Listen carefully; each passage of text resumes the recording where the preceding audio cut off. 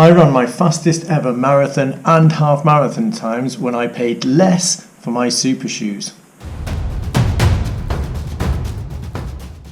Welcome back to Finish Line Focus, where I help you to train smarter, race faster and enjoy every mile. Or kilometre.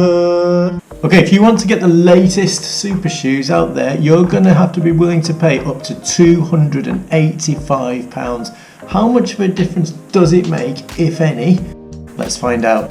So if you're really serious about every second in your race time, and if you're rather wealthy, then shelling out for the latest shoes may well be justified for you. But when you look at the price difference, would you be willing to pay a lot less if it was a difference of about 1 minute in your finish time? Okay, Adidas recently released the Adidas Adizero Adios Pro 4. I have to say that slowly because it's such a ridiculous name. Adidas, I love you. I'm a bit of an Adidas fanboy. I'm often covered head to toe in Adidas. But come on, these ridiculously long names, we don't need that, guys. Sort it out, Adidas. Anyway, where was I? Oh yeah, the Pro 4 has been released, which means they're selling off the Pro 3. And actually, if you look right now on the Adidas website, you can pay a lot less for the Pro 3, which is exactly what I did. So here they are. I've done a few runs in these, given them a tryout, and I want to talk about, is it worth buying these ones at a much reduced price, this is the version 3, compared to the Pro 4. So a typical weight is almost identical. So the Pro 4 weighs about 215 grams, which is equivalent to about 7.6 ounces, whereas we're looking at about 200 grams for the Pro 4, so it is a slight difference, but I mean that is a barely perceptible, if at all, difference in weight. The drop is almost identical as well, typically 6.5 millimeters in this, 6 millimeters in the Pro 4 version. And they both contain the same energy rods, which you can see here. This is the Energy Rod 2.0. These are in both the Pro 3 and Pro 4 version. And they both have this Light Strike Pro in the midsole as well. It is an updated version in Pro 4, but how much difference does it make? I think we're talking about a negligible effect here. Now, interestingly, the Pro 3, it's actually quite a stable shoe. When I've used this, that's one of the things that really surprised me about this. And I think it's a big selling point for it because super shoes are generally not known for their stability. The Pro 4 is a less stable ride actually, so if that's a factor for you, you may actually do better with the Pro 3 compared to the Pro 4. You can see this is a very thin and breathable upper in here.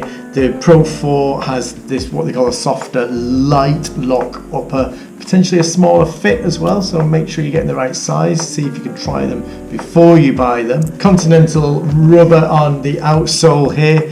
The difference is that there's a Continental patch on the 4 version, so they have something called light traction on there.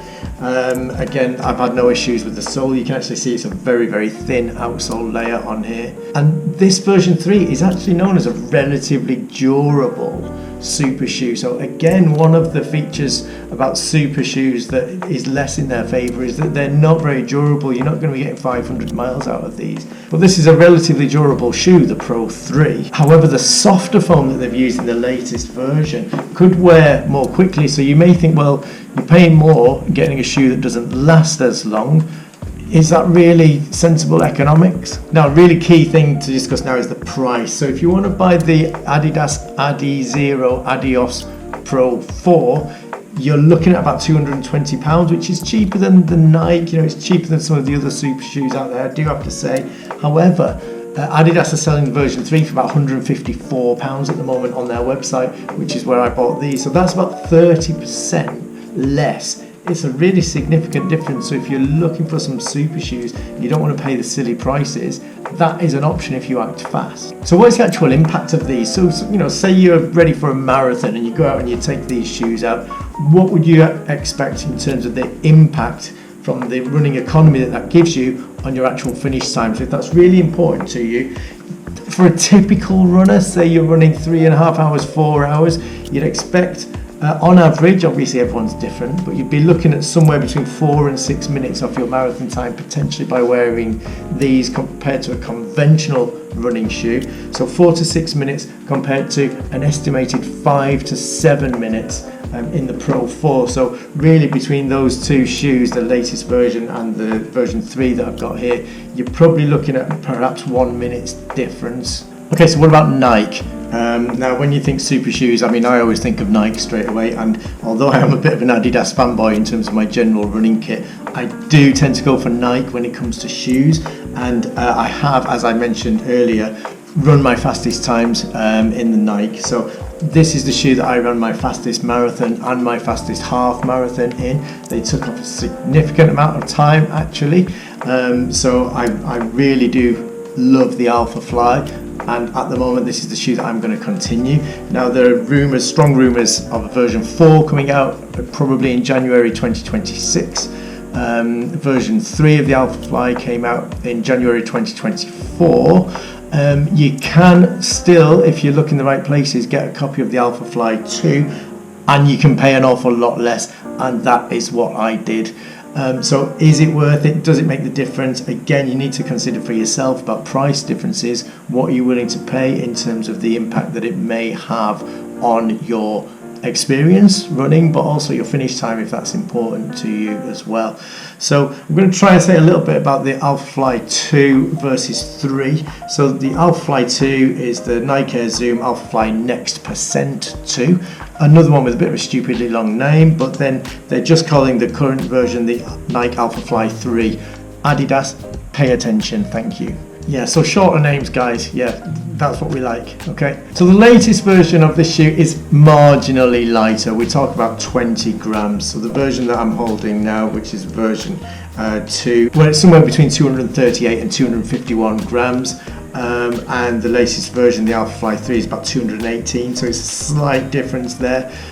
Again, imperceptible really. And then the question about any impact that has on your race when you consider all of the other factors, I don't know, it's not enough to sway me, I'll say that much. So the stack and drop, both within the legal parameters and both exactly the same for both shoes. So we're talking about 40 millimeter stack in both version 2 and 3, and an 8 millimeter drop from heel to toe, so exactly the same for both shoes. And they both have the Zoom X midsole, as they like to tell you here. In the version 3 it's full length in there. The dual Zoom Air pods, which you can see here, the same in both versions of the shoe. And of course they have the full length carbon plate, which is what we think of when we think of this shoe. The Alphafly 3 does have a wider carbon plate in there. And they both have the atom knit upper, so it's 2.0 is the version in this shoe that I'm holding now. There's an updated version in version 3 of the Alphafly, but it's not something that's going to make a significant difference in your life, quite frankly. So the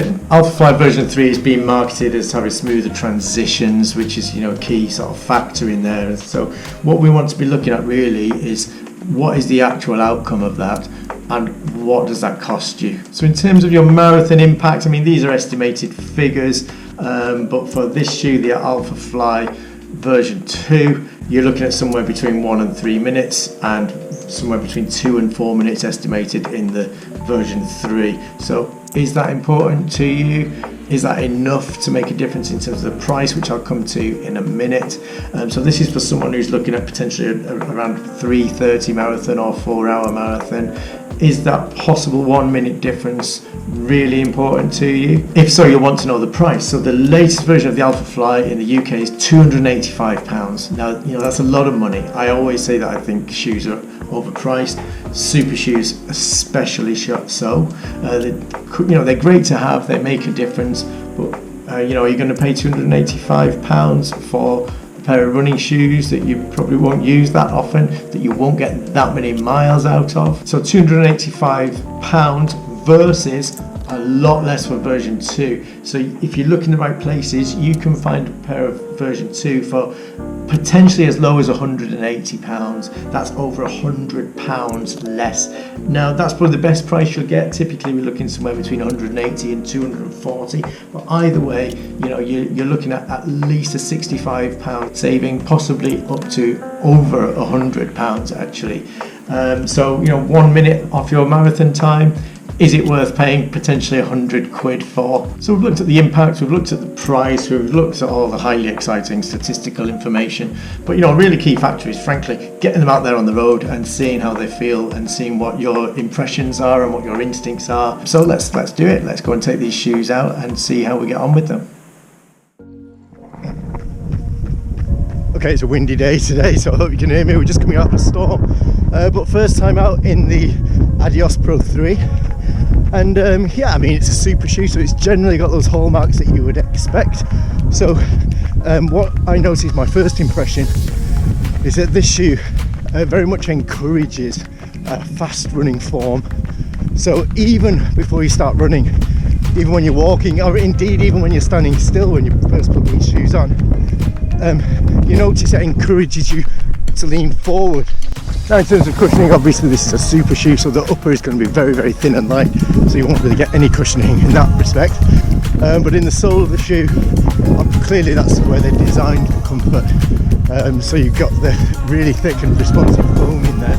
I'm not entirely convinced that Adidas's rod system is as effective as carbon plates when it comes to actually propulsion and pushing you forward, but it is a very, very comfortable shoe. And actually, of course, it's not a stability shoe, we know that, but I actually do feel very stable in these.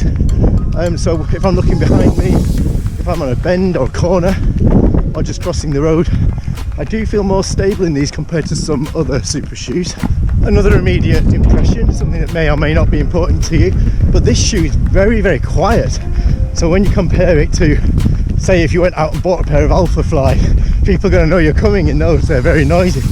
But these just sound like your bog standard pair of trainers in terms of the actual sound that they generate as you're running. Okay, so taking out the Alphafly Next Percent 2, again, I'm just laughing because one of the first things that you notice about them is that, I'm going to be honest, it's a really noisy shoe, so people are going to hear you coming, so if you're a bit self-conscious about that, it's just a little thing to bear in mind. But I have to say, overall, I'm a big fan of this shoe. It's, to me, this is still the gold standard, really. Any differences between this and the Alphafly 3, we are talking about fine tuning, really, and just negligible little things that they're working on. But you're gonna do well in this shoe, and it's just the one that for me just fills me with confidence. As soon as you put these on your feet, yes, they feel strange at first and they take a little bit of getting used to. This is because they just give you that propulsion. They just really seem to just drive you forward, and that gives you confidence in what you're doing. The comfort is just absolutely fantastic. They're so light on your feet as well. So yeah, to me, if I'm pushed, I'm going to say that I would be willing to pay that bit more for the Nike over something like the Adidas.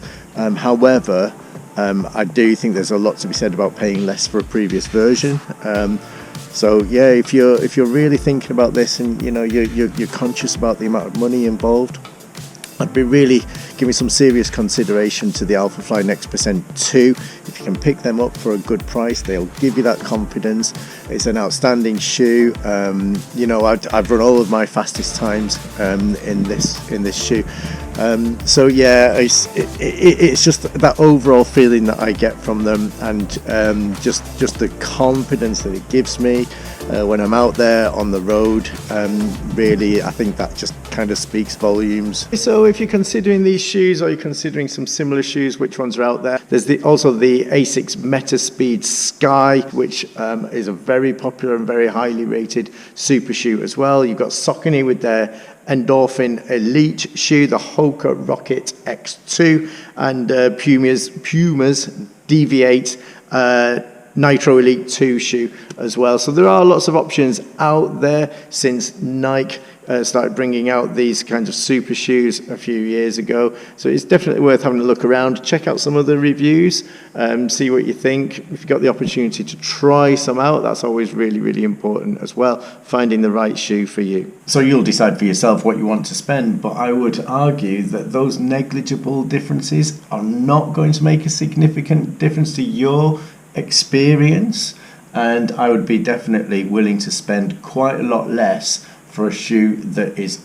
almost identical in most respects. So I've got loads more videos like this on all aspects of running, health, fitness. So you're more than welcome to subscribe to the channel if you feel like it.